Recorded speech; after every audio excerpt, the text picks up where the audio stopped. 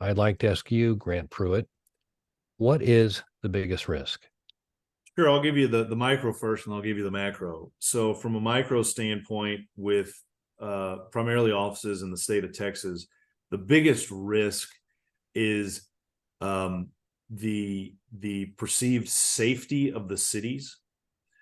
As long as the cities in the state of Texas are perceived as relatively safe, we'll continue to see that inbound migration. The schools have always been an issue, and people always talk about schools, but the minute people don't feel safe, that's when you see a flight to other parts of the country where they do perceive that safety.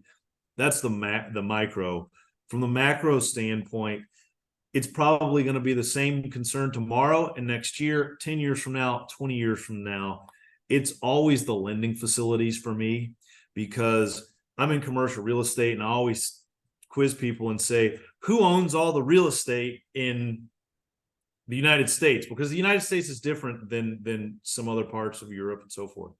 The banks. The banks own the real estate because they have loans on most of the real estate that's out there. And when we have hiccups in the lending facilities, that's where we have real trouble. We saw it in, the 1980s, 2008. Anytime that banks fail, anytime we see